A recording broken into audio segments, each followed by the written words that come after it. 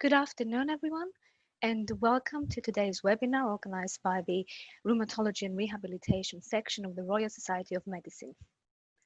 Today's webinar focuses on the hyperinflammatory syndrome in children with COVID-19 infection. My name is Elena Nikiforu, and I am a consultant rheumatologist at King's College Hospital and also an honorary senior lecturer at King's College London, and also past president of the Rheumatology and Rehabilitation section of the Royal Society. I'm joined today by Chris Whincup, our trainee representative at the Royal Society of Medicine and also a clinical research fellow at University College London. You will have the opportunity to send questions during the course of the webinar. And please, if you are a trainee, kindly indicate this. You don't have to disclose your name, just indicate you're a trainee when you're sending your questions in, as Chris will help to gather your questions so that we can address them. Despite being an adult rheumatologist, I think, like most people, I've been particularly influenced by the impact of COVID on children, the severity of illness that can result with potentially fatal outcomes. And I could not have had a better person with me today to talk us through this pediatric hyperinflammatory syndrome in the context of COVID-19, Professor Ramanan. Professor Ramanan is a consultant pediatric rheumatologist at the Bristol Royal Hospital for Children and the Royal National Hospital for Rheumatic Diseases in Bath. He wears many hats, both clinical and academic, but in terms of COVID-related work, he's in the Pediatric Steering Committee of the Recovery Trial, and he's also one of the steering group members of a trial of toscalizumab in adults with COVID-19 in India. Furthermore, he is part of the Royal College of Paediatrics and Child Health NHS England group of PIMS-TS, which stands for the Paediatric Inflammatory Multisystem Syndrome, temporally associated with COVID-19. So you can see the direct relevance to the topic of the webinar today. He's part of the British Paediatric Surveillance Unit study on PIMS-TS and in the steering committee of a trial of baricitinib in adults with COVID-19. Ram, thank you for being with us today. We're honored to have you. Please tell us, what is this multisystem inflammatory syndrome in children with COVID?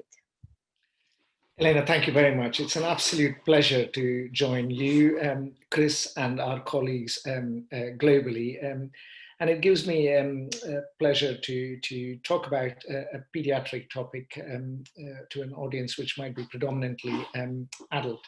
So when the whole COVID-19 impact started in March, April, our initial thoughts, which is still the case, that children are largely spared from the significant impact of this virus that was seen in the adults.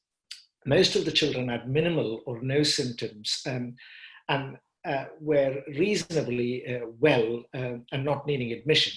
But start of April, we started seeing children being admitted to hospitals across Italy, France, and then London in UK, and then in New York with this multisystem inflammatory syndrome. So at this time, the Royal College of Paediatrics was one of the first globally to produce a guidance for pediatricians and general practitioners and parents and healthcare professionals. So what we knew then, which still stands true, is that this new syndrome associated with COVID has similarities with toxic shock syndrome, either streptococcal or staphylococcal, similarities with Kawasaki disease, although the children are older and we'll come to that, can mimic sepsis, and can mimic a condition which we in rheumatology well recognize called macrophage activation syndrome. So what we described was children presenting with persistent fever and a laboratory picture which is quite characteristic: high neutrophils, very high CRP, and like the adult patients with COVID-19, low lymphocyte counts. Most importantly, these children would have one or multiple organ dysfunction. And some of them may fulfill the criteria for a vasculitis, which is purely seen in children, called Kawasaki, and usually seen in children between 6 months and 5 years of age. But we said it's very important that we exclude bacterial causes. One of the things we learned in the first few months of lockdown was viral infections, which is usually the mainstay of presentation to the hospital for children, was becoming incredibly rare because of school closures, because of not enough interaction in after-school activities or other sporting activities. We felt it's important that they consider bacterial infections and other infections, which could be such as streptococcal or staphylococcal. But most importantly, unlike an adult COVID, PCR testing is more likely to be negative than positive. And we'll come back to why that is again. So persistent fever with abdominal pain, conjunctivitis, lymphadenopathy. Pulmonary involvement is very unusual, so oxygen requirement is rare, but hypotension and presenting with warm shock, on the contrary, is quite common. And some of these children will need intensive care and even intubation, ventilation, or ECMO. If you do baseline bloods, you will see lymphopenia, you will see a high CRP, elevated D-dimers, suggesting this is a vascular endothelial activation, a form of vasculopathy or a vasculitis, and raised LDH. If one were to image, you would, the most important imaging, as we understand more about this condition, is an echo to look for myocarditis, reduced ejection fraction, and coronary dilatation, which happens in a proportion of these children. The chest X-ray is usually normal, but some of these children present with significant abdominal pain, and quite a few have actually been taken to theater by the surgeons for presumed appendicitis. So if you were to do an ultrasound of the abdomen, you might see some ileitis, colitis, and small amounts of ascites as well.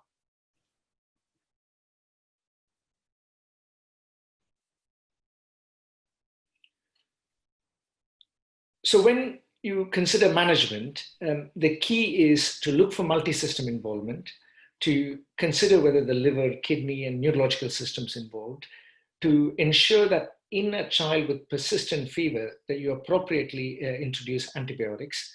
Consider IVIG and aspirin, because that remains the mainstay because these patients fulfill the criteria for Kawasaki disease. And IVIG also happens to be the treatment for toxic shock syndrome. Since the first description by RCPCH in England, multitude of other countries recognize this condition. So this is the case definition as per the WHO, and most of these follow the same lines of what I've just pointed out, that this is seen in children between 0 to 19 years of age. They may have some mucocutaneous signs, but the main presenting feature is with hypertension or shock, that coronary involvement, either as valvulitis or as myocarditis or reduced ejection fraction, is particularly seen in these patients. And they may have evidence of coagulopathy. And abdominal pain is a frequent presenting manifestation with elevated inflammatory markers, and less likely to be PCR positive and more likely to be serology positive. This was the updated Royal College of Pediatrics definition, which is very similar to what I pointed out. And this is the American definition, which again, the only difference was they went up to the age of 21, whereas the British and the WHO definition was more towards 18 and 19.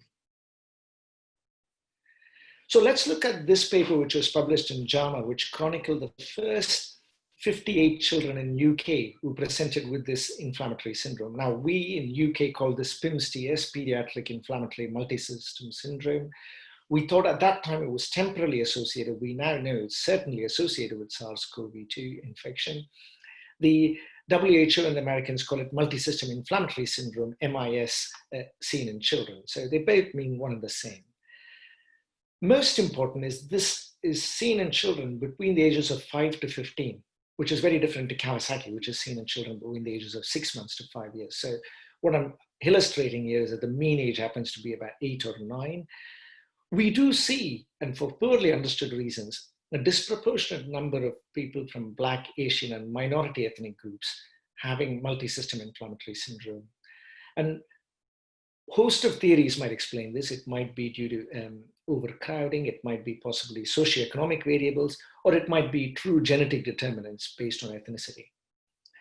And as I said before, abdominal pain is probably the most important manifestation that the kids with this multisystem inflammatory syndrome present with. They can have a host of other features such as headache, lymphadenopathy, mucocutaneous signs, including swollen hands and feet, sore throat, but the most important is persistent fever with abdominal pain. But most significantly, half of the children seem to need inotropic support, and sometimes in the context of a clinical deterioration, needing even ECMO, as you can see in 5 of these children. So a proportion of these children present as warm shock, need inotropes, need intubation, need ventilation. Acute kidney injury is seen in about 1/5 of these patients. So This is a cohort of patients who present very unwell and need a lot of intensive care input at presentation.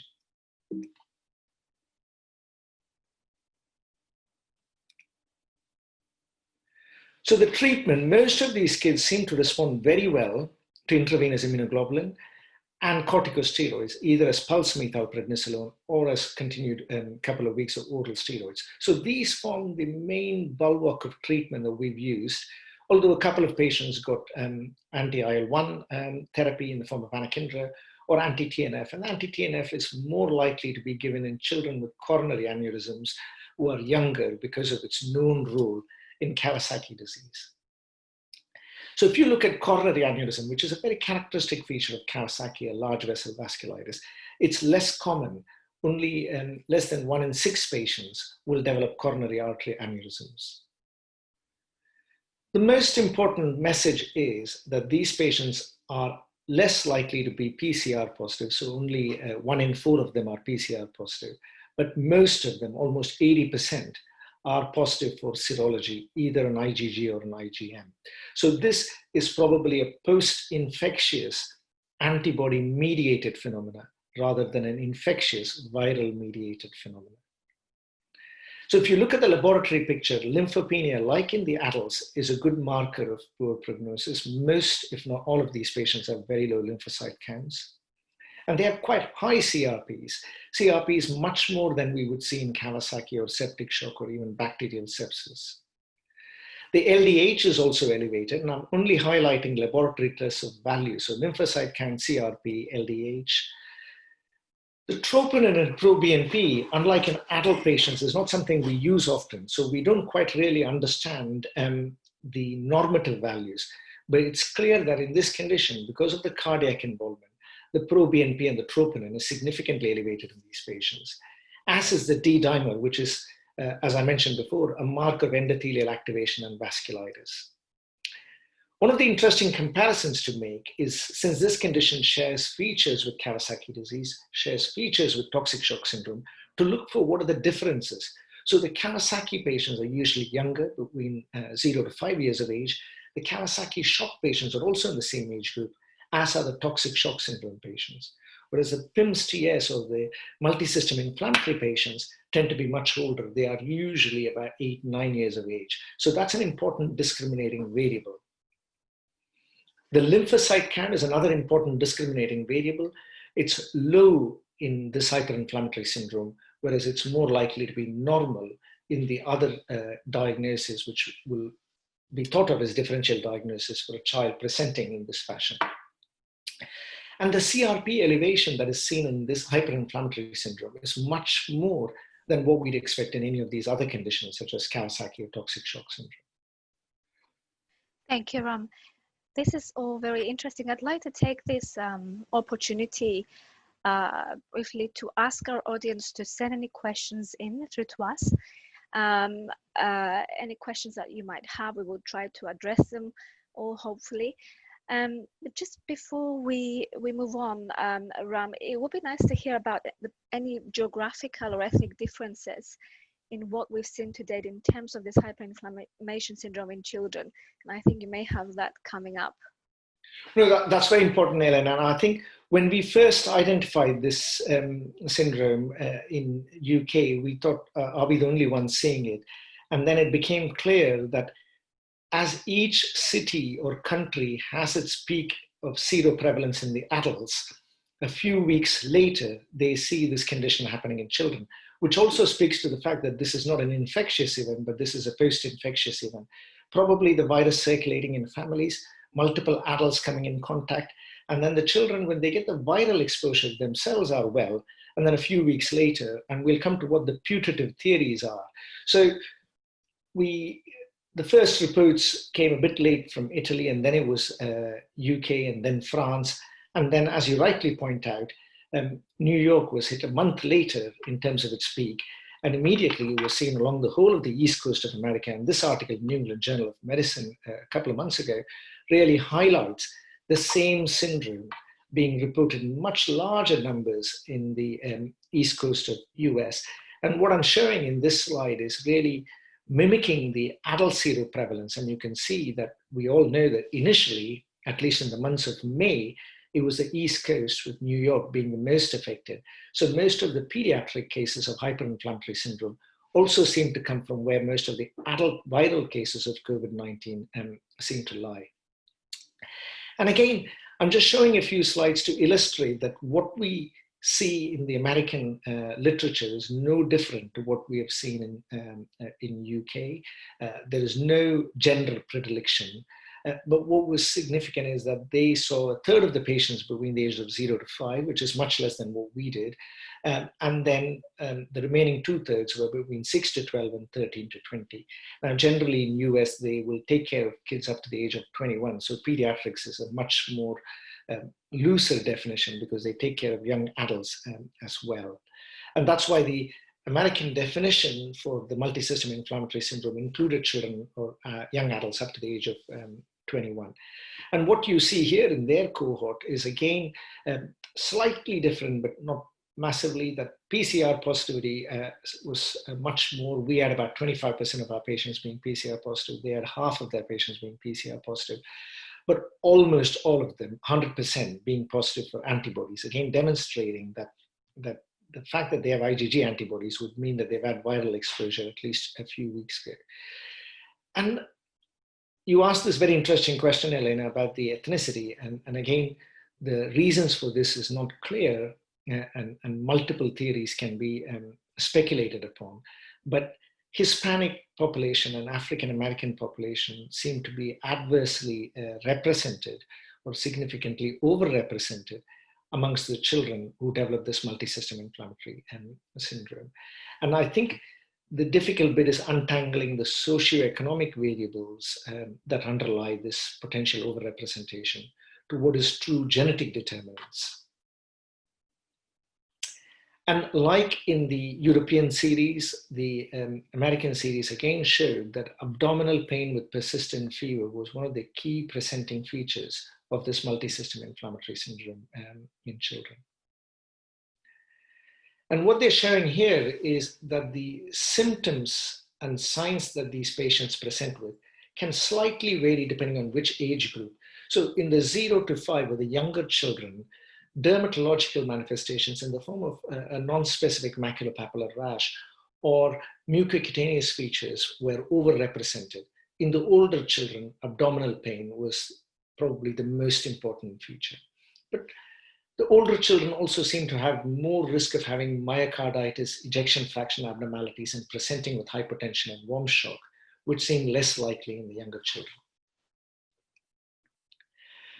And if you look at the laboratory values, obviously, given their resources, probably they were able to check IL-6 levels. And this is important because it's demonstrating that this, even though its manifestations and phenotype is very different to the adult COVID-19 pneumonitis, probably the pathophysiology is very similar. It seems to be an interleukin-6 driven condition.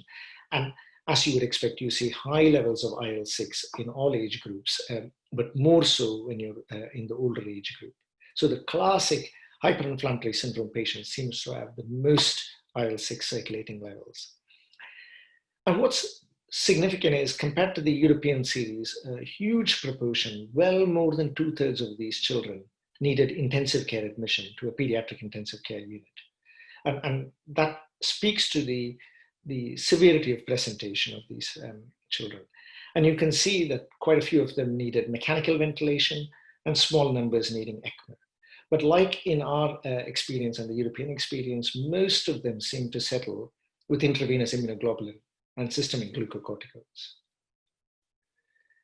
And this is just giving you a pictorial representation of mainly what happens in New York and the extent of the peak of cases of what happens in the seroprevalence in the community. So the blue bars represent COVID-19 in adults. And what you see is there is a huge surge of cases towards March, peaking in April.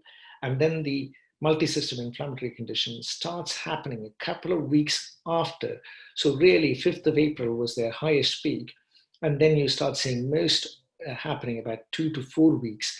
So there is a clear correlation between viral exposure in the adult population to to seeing this multisystem inflammatory syndrome usually 2 to 4 weeks later. So do we see it in other places? Yes, we do. This was one of the earliest papers from Bergamo, where a couple of months after their adult peak, they started seeing these Kawasaki-like illnesses in the children. And again, the French, couple of weeks after their adult peak, saw a series of children, and this was published in Circulation because they found what we also recognized, that the presentation seems to be in shock with ejection fraction abnormalities and heart failure. So the key message from the French was there was myocardial involvement in the form of myocarditis, and that this syndrome shares features with Kawasaki, but also has important differences, and that these children acutely will need significant intensive care, circulatory as well as probably mechanical ventilation and in a few ECMO. But reassuringly, in all 4 series, the Italian, the British, the French, and the American, most of the patients seem to recover with IVIG and steroids. So if you were to pictorially represent a child, what happens? The key is gastrointestinal manifestations in more than 80%. Cardiac manifestations is one other key feature. And then a host of Kawasaki-like features. But most significantly, everybody has fever for several days. So persistent fever with gastrointestinal manifestations, mucocutaneous signs, lymphadenopathy. But respiratory symptoms and signs are very uncommon. So in that, it's very distinct from the adult COVID-19 phenotype. Well, is this seen only in European context? No, it is seen also in South Asia. And I'm involved with a not-for-profit children's hospital in Chennai.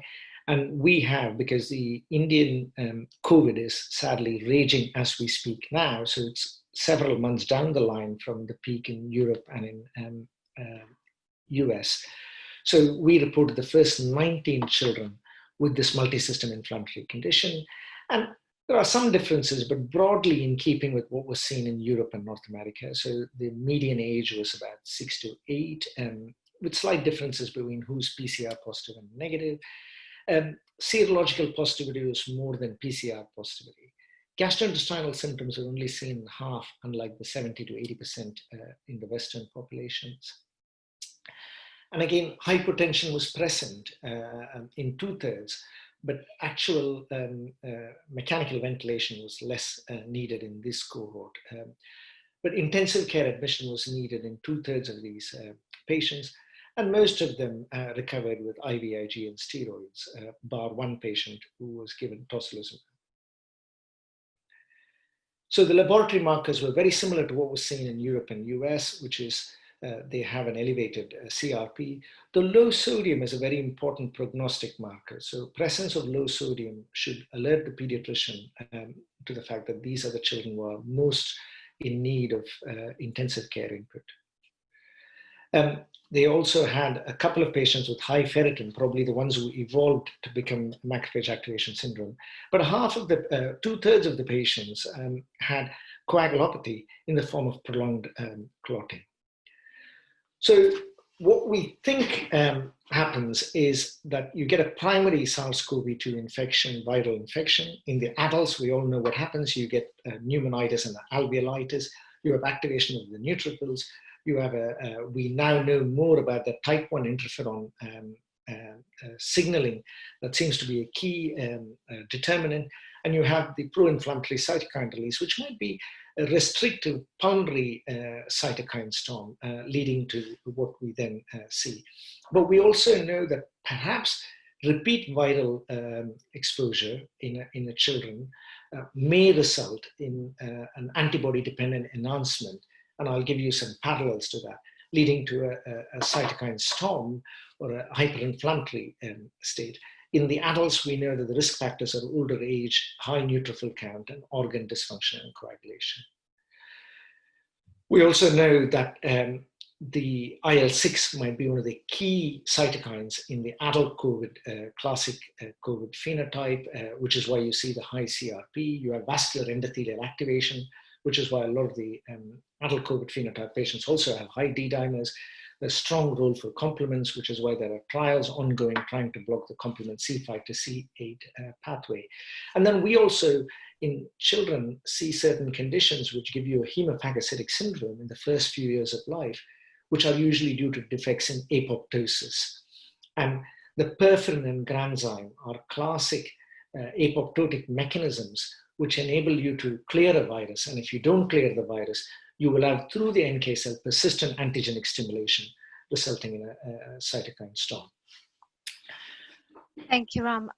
Particularly interesting, I think, from all that you say, but especially the challenge of disentangling what has the greatest impact. Is it ethnicity? Is it socioeconomic factors? Is it more biological factors? All very interesting.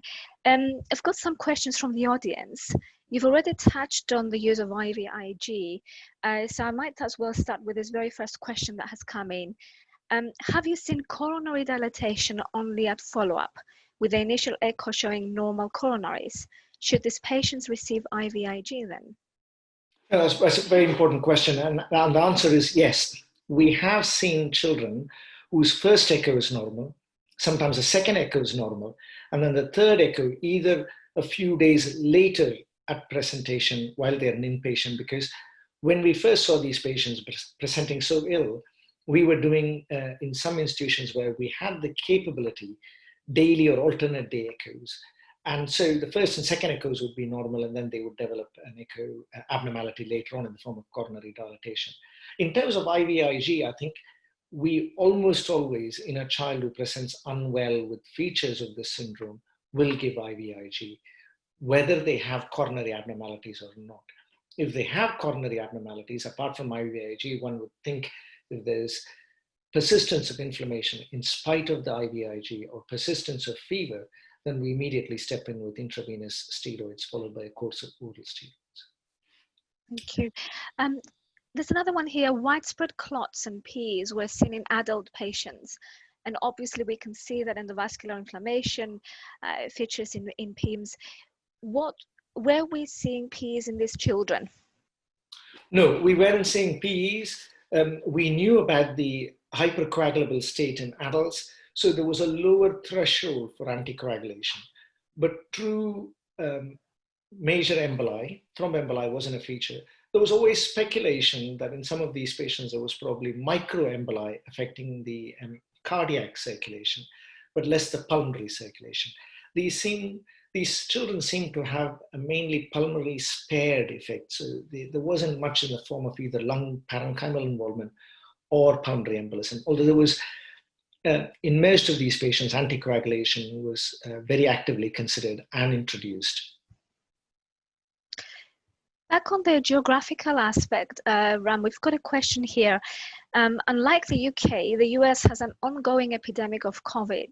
Are cases of PIMS, MISC, continuing to present in the US, and are they enrolling into any treatment trials there?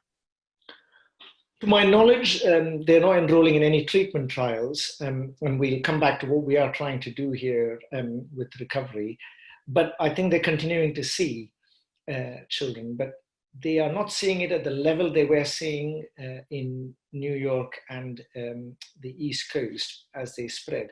Now, it might be, and again, I'm speculating here, that the cities which have seen this in the first wave tend to be those which were more densely populated, and perhaps living in smaller settings with multiple family members or multi-generational families might lead to more repeat viral exposure, and may lead to more antibody-dependent enhancement and this multisystem syndrome, which might possibly explain why in some of the other states see more of these adult COVID in US, they're not reporting that higher prevalence of the multisystem inflammatory syndrome as they did in the initial days in New York. But they certainly are seeing it. That's without a shadow of doubt.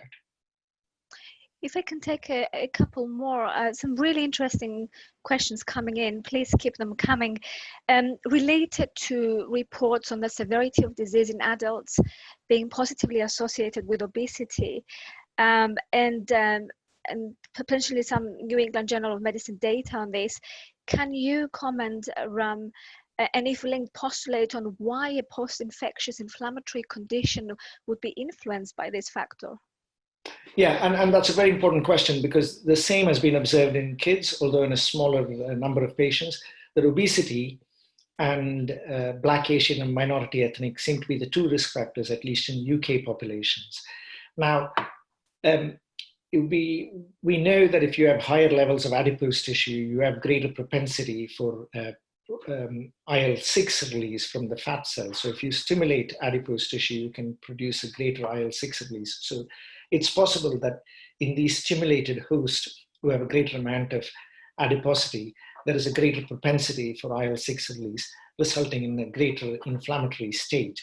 That's probably the only pathophysiological explanation we have. But it's absolutely true that the two risk factors we've identified in the UK population, and it's similar in the US, is ethnicity and obesity. Thank you. You talked a lot about the fever, one of the crucial symptoms here. Is there a peak point to the condition in relation to the onset of fever is one of the questions we've got that's come through. No, there isn't a set value, but most of these patients have high spiking temperatures. So it's not an odd temperature which touches 38 degrees centigrade. So these are persistent fevers which have several spikes a day and last for quite a few days until you intervene. And actually what happened with fevers and pediatrics is very interesting. Post-lockdown, as I said at the beginning, we weren't seeing, normally kids go and play in the playground. There's a host of viral infections. And as a pediatrician, I'm only aware that I'm always catching coughs and colds because my patient population is. But we saw a dramatic decline in viral infections because they were all staying at home. They weren't having the usual interactions either in nurseries or in playgrounds.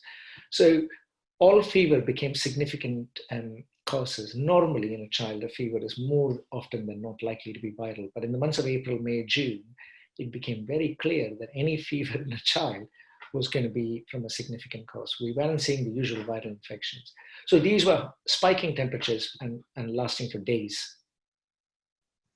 Back to the geographical aspect, are there any reports from Asia or Africa reporting PIMS in children? Yeah, so the one I showed now, so certainly India is seeing huge numbers, and that's because of my personal academic links. So I know they are seeing significant numbers of patients in all the big cities, and a few weeks after the adult peak. I've heard that there are cases being reported in Pakistan. I've heard cases being reported in Bangladesh. So I don't know of others, but what is interesting is, to the best of my knowledge, there are no reports from China. So either it might be that the one-child family might mean that they have lesser number of individuals in the household, leading to reduced viral exposure, or they may be protected. We don't know, but that's the only country where there was a significant number of adult cases, but no reported pediatric cases. Everywhere else, where there's a significant number of adult cases, there is reports of this hyperinflammatory syndrome. And finally, Ram, just before we continue, back to the IVIG point, we've got comments coming in that it being a very expensive treatment, especially in developing countries. Yeah. If the heart is not involved, would you still advocate its use? And perhaps with this, you can then carry on and tell us a little bit about your experience into the use of more advanced therapies, including biologics. Thank you, Elena. The IVIG question is crucial because I'm as someone who's grown up in India, particularly cognizant that IVIG is expensive. These kids are older in terms of pediatrics. So the mean age is about 8 or 9, which means they could be 50 kilos. And there are countries where people pay out of pocket for IVIG. And if these are 50 kilos, then you're paying a lot of money. What we know is that pulse methylprednisolone is also as effective therapy. And I'll come to some studies we are doing. So if you have, it is my personal opinion that if you have shortage of IVIG, because it's also a drug which is in short supply, or if you have economic issues such as affordability, then IV methylprednisolone is an effective drug. And we'll come to some of the studies we are running, which we hope to address this question. In terms of other therapies, this slide where I'm showing a pivotal role for IL-6 nicely segues into why don't we treat with tocilizumab? So this is a case report, but the first case described in a child with hyperinflammatory syndrome, which we reported from India, where if you take this child, had a very high CRP of 318, and you can see that in spite of IVIG, the CRP was still 134. And we know from Kawasaki disease that persistence of inflammation is the key determinant of who gets adverse coronary outcomes or cardiovascular outcomes. So tocilizumab, single dose, 8 milligrams per kilogram, resulted in dramatic resolution, as we demonstrate in this case. And since then, loads of anecdotal evidence for the use of tocilizumab. So that might be one. I'm now going to take a tangent, and for those who are thinking, why is he talking about dengue? Dengue is not a dissimilar problem, although it's not been seen to a global extent. It's not a Western European or a Western disease, but it's a huge problem in South Asia.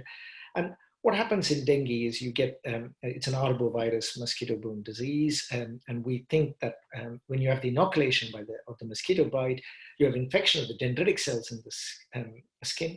And like in COVID, an interferon response, localized reaction of the lymph nodes, and then you get a viremia.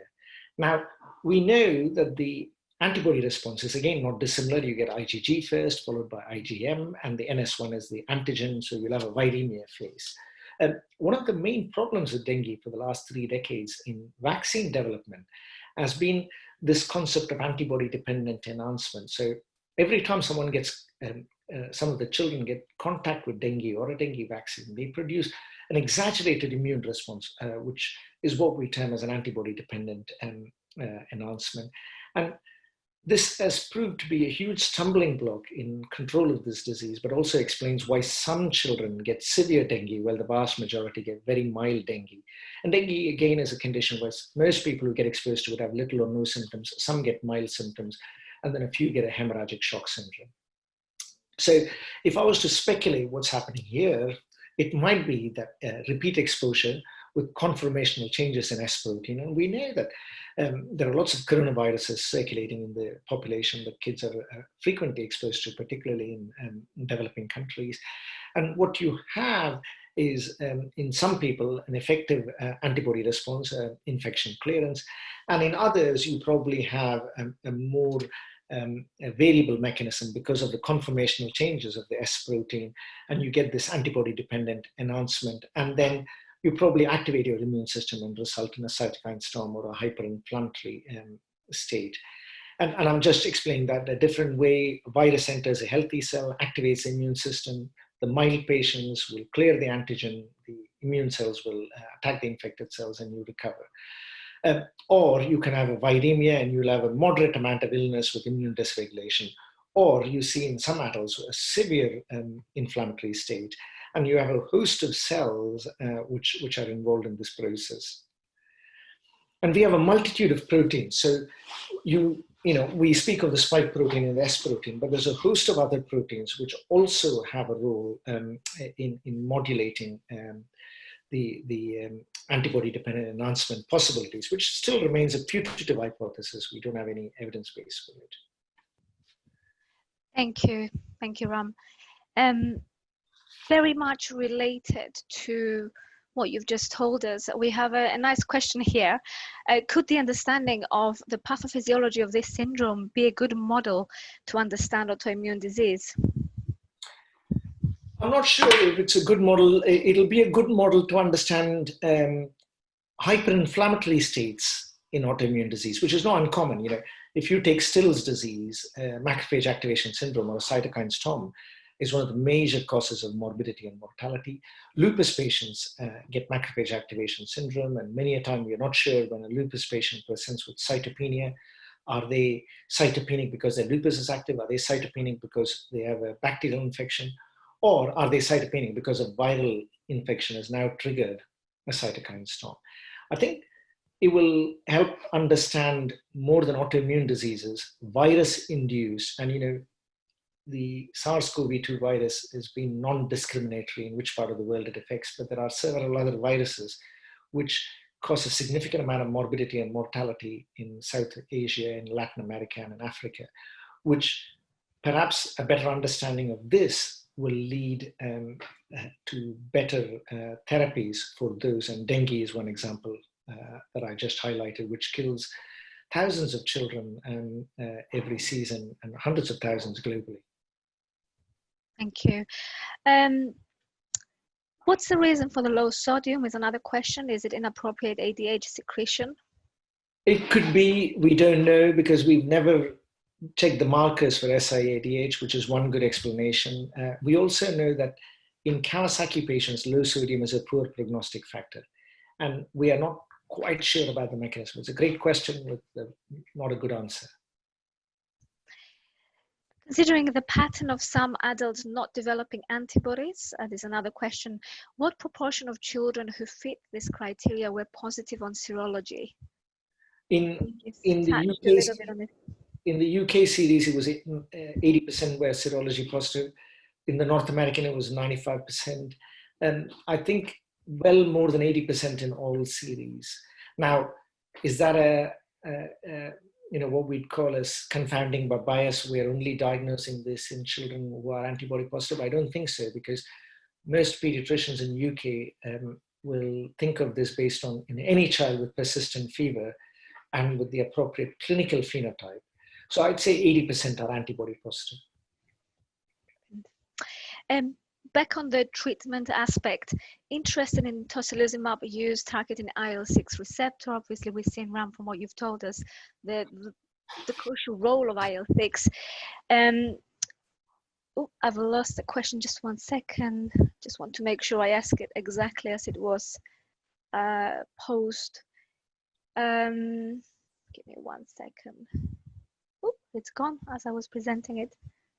Any other thoughts on IL-6, anti-IL-6 use? And I think it was relating to the use of Infliximab, that second part of the question. What were your thoughts on Infliximab, if I recall well?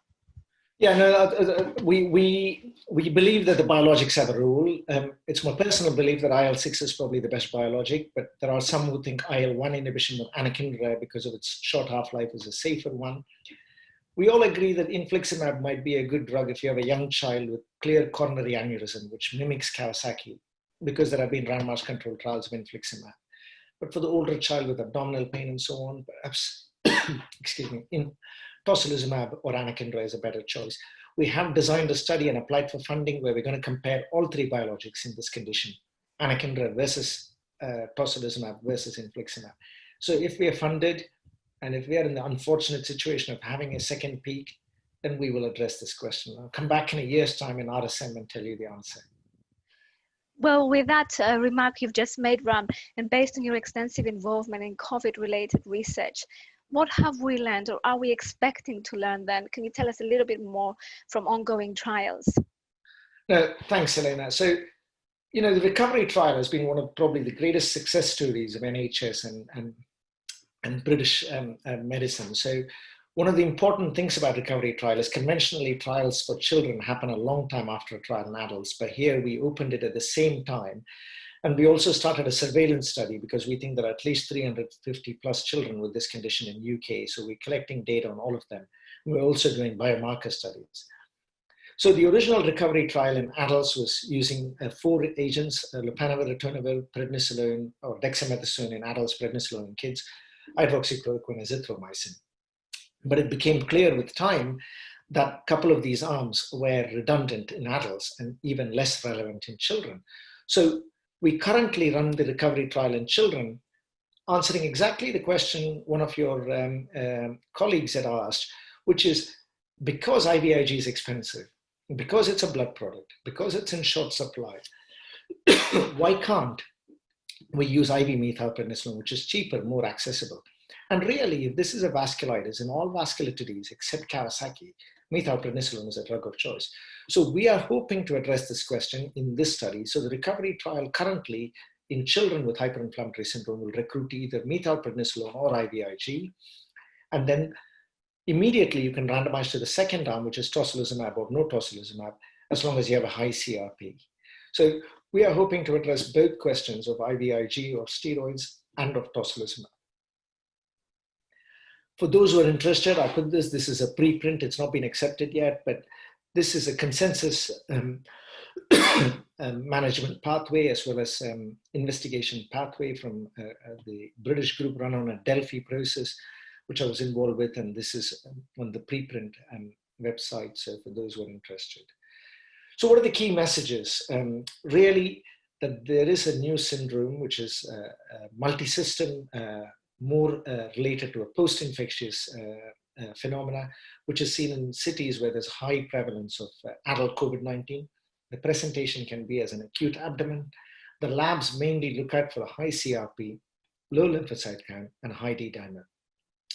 Most of these patients will be negative for SARS-CoV-2 on PCR, and well over 80% will be positive for antibodies, which may not always be universally available everywhere, so you have to treat them initially on a presumptive basis. First line, where available, is IVIG plus aspirin. If IVIG is not available or not affordable, then IV methylprednisolone for 3 days, followed by a 1 to 2 week course of oral steroids is equally acceptable.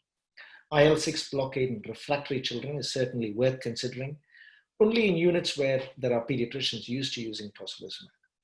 In several settings, antibody testing is not available immediately, so it's important that pediatricians remember to save sample for antibody testing before you give IVIG, because once you give IVIG, the positivity of an antibody result is not always something you can rely on, because with passage of time, some of the donors may be the ones who are leading to an antibody positivity. I'll stop there and take more questions later. Thank you, Ram. Thank you so much for this very insightful talk. This has been fantastic. Can you share a few more insights into the differences between this hyperinflammatory syndrome in children, this time with rheumatic and musculoskeletal diseases specifically?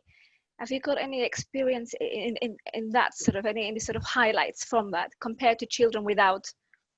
You know, that's an important question. And at the start of this, we were very worried that our kids with immunosuppression and on biologics and on disease-modifying anti-rheumatic drugs will be at great risk from either primary COVID-19 infection or and reassuringly, there have been little or none, to my knowledge, of rheumatic disease patients presented with multisystem inflammatory syndrome.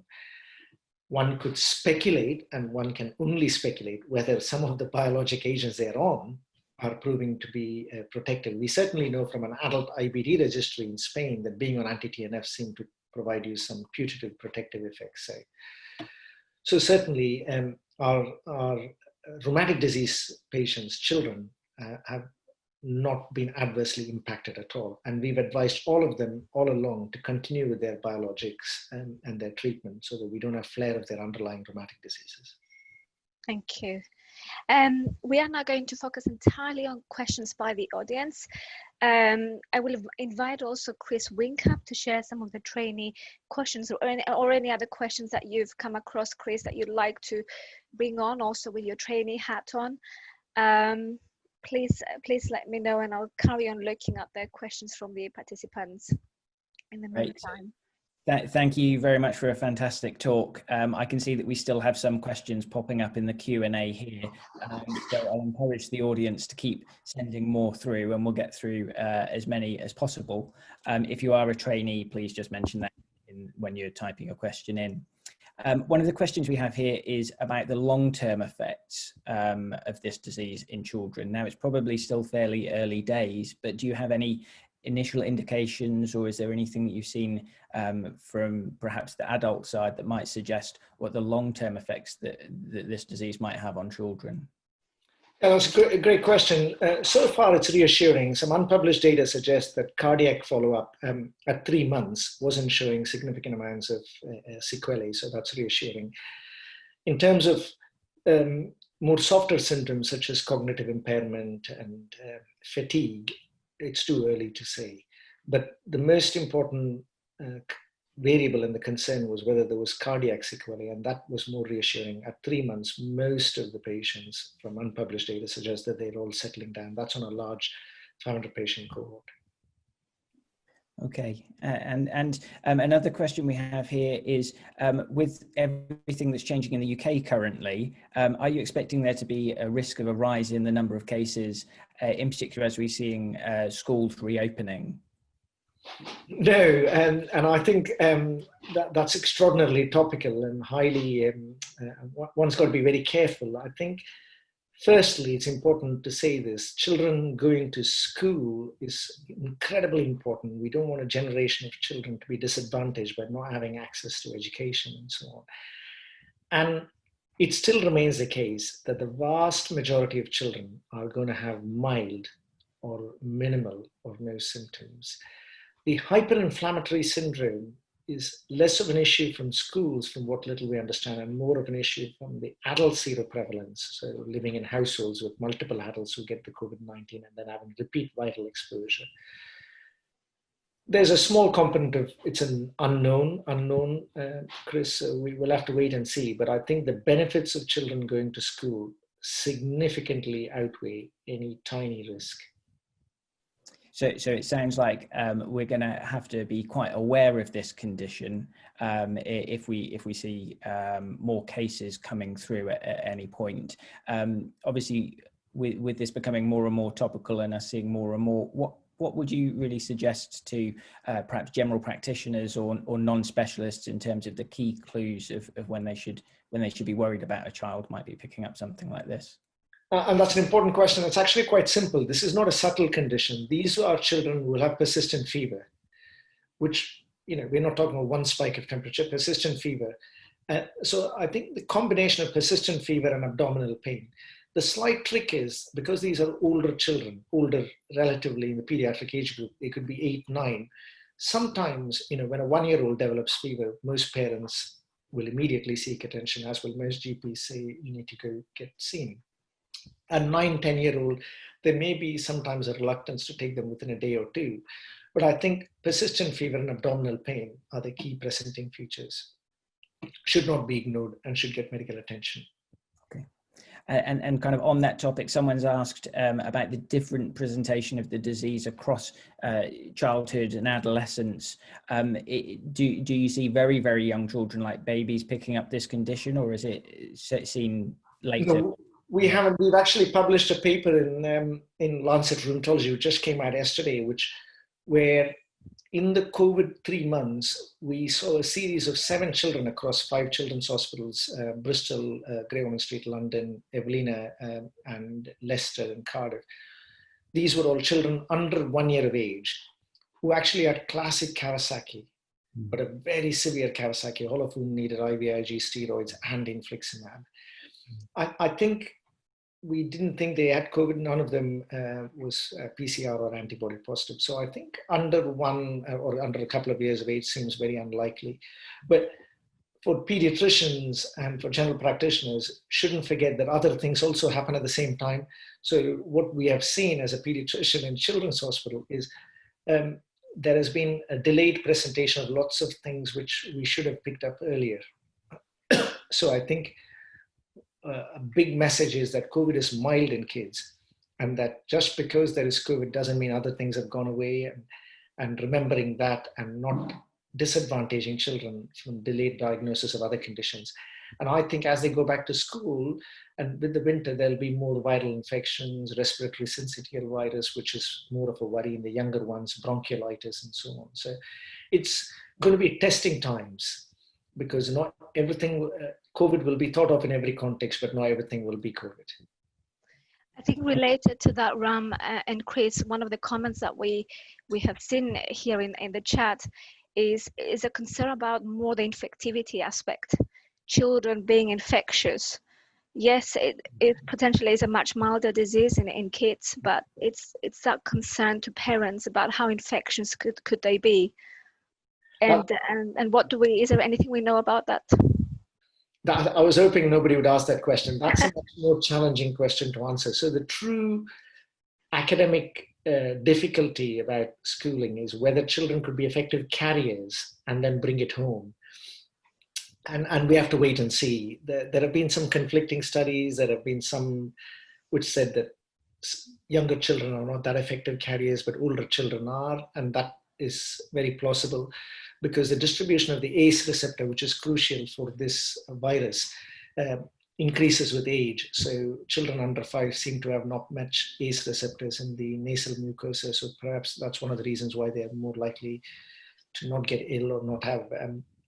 And that's why there is growing clamor for children about the age of 12 to be treated as young adults. And so I think the secondary school kids, the possibility is yes.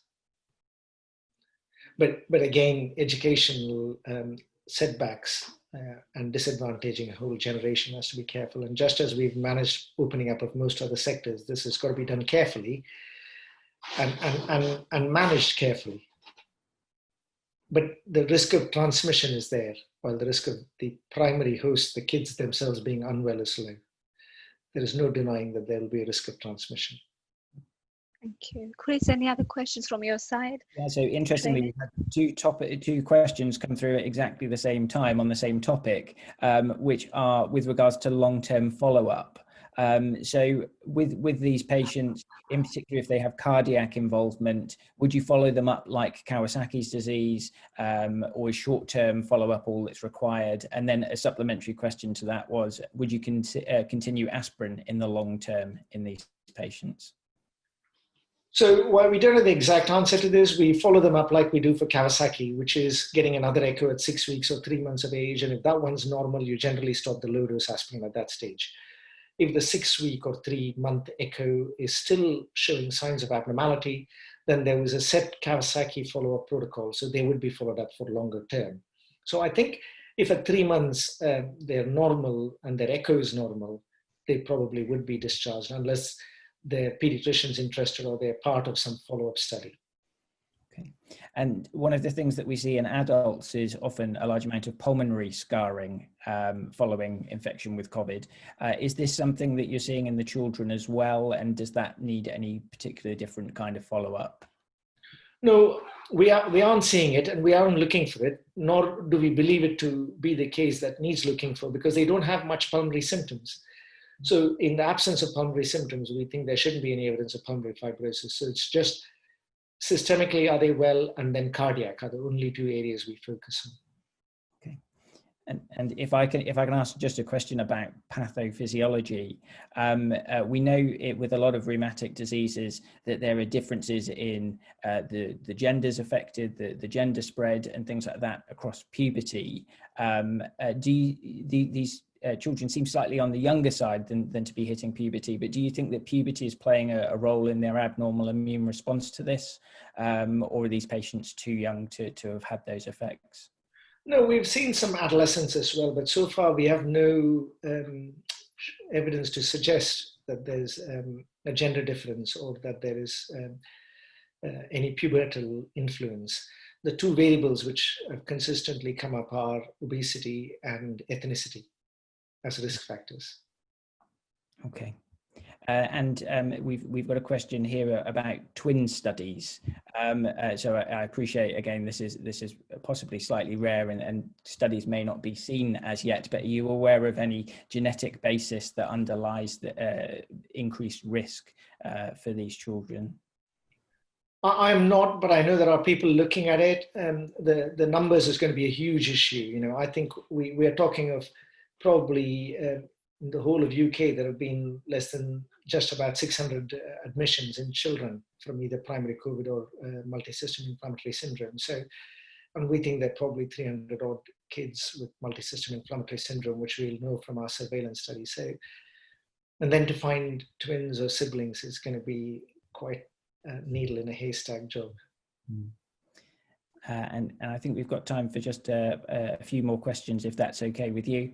So someone's written here, as you stated previously, with kids not being in school, with their usual exposure to childhood viruses and fevers, when they're coming into hospital more often with bacterial problems, do you think this is going to increase the presentation of more benign persistent viral fevers, and will that muddy the waters in terms of making a diagnosis, in particular of COVID and things like this? And on that subject, are you routinely checking D-dimers on all admission bloods of patients who are coming into hospital, or certain subtypes of patients presenting with viral symptoms?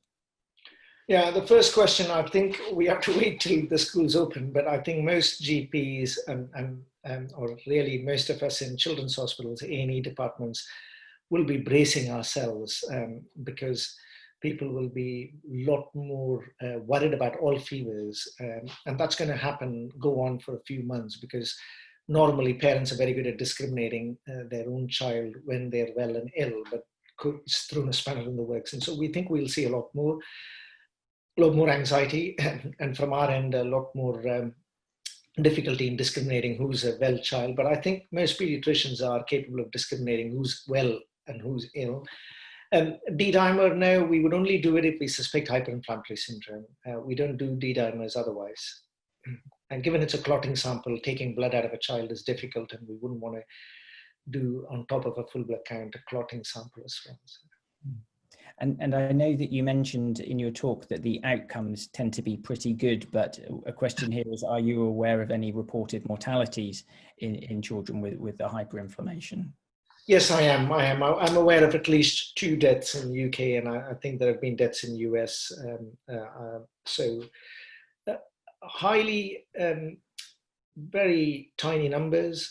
The reassuring bit is, no matter how ill they present, including even if they've needed ECMO, prompt recognition and appropriate management with steroids and IVIG seems to do the trick in most of them. And some of them have gone on to needing a biologic. But what we don't know is if any of these biologics made a difference, or whether they would have recovered with good supportive care, etc. And I think the mortality, either in the hyperinflammatory syndrome or COVID, some of them may have had pre-existing comorbidities. Okay. I think we've managed to cover most of the questions there, and I'm cautious of the fact that we are now beyond 1 o'clock. So I'll hand back to Elena. Thanks once again. Chris, thank you so much for helping out with the questions and also ensuring that the trainee's voice is heard. Ram, it's been absolutely fantastic to have you with us today. It's been such a great talk. Thank you so much. And we hope to have you again with us soon, hopefully. And thank you also to all our participants in the webinar. We've had over 120 people join live. Just to answer also some of the questions that have come through, yes, this webinar it has been recorded, so it will be available afterwards if for any others that, who may want to see it.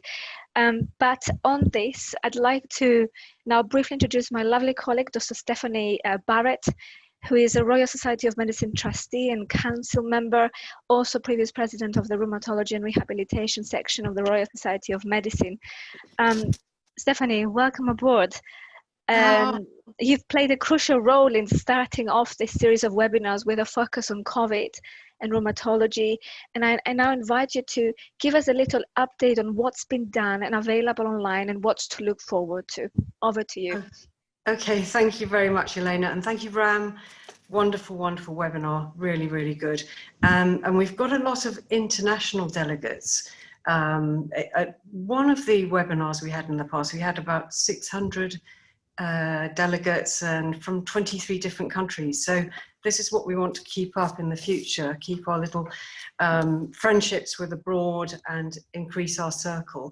So in rheumatology, we've had 3 webinars so far, which have been parallels in rheumatology and COVID. So the first one was Professor David Eisenberg, and he looked at the repurposing of rheumatology drugs for use in COVID.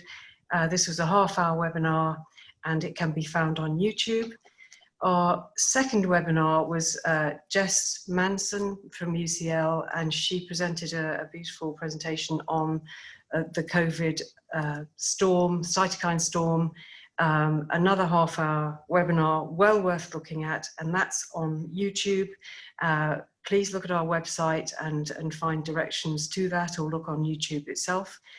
And the third webinar that we did in the trilogy was Professor Denton, who looked at the parallels of lung fibrosis in COVID, comparing this with the pathogenesis and lung fibrosis in scleroderma. So this is all fascinating, looking at these parallels and also the therapeutic possibilities because of our position in rheumatology and immunology. So in the future, this has actually kicked off another series of webinars, Ram. So this is the first one. Secondly, we're going to have endothelial cell activation and consequences and sticky blood. So we're going to follow this up with 2 more webinars. We'll keep you posted about all of this. And we very much welcome our overseas people to come back again, and everybody in this country. Very, very welcome. So thank you, all of you, for today's webinar. That was brilliant. Thank you, Stephanie. Thank you, everyone. Thank Have you. a good rest of the day. Yeah, thanks.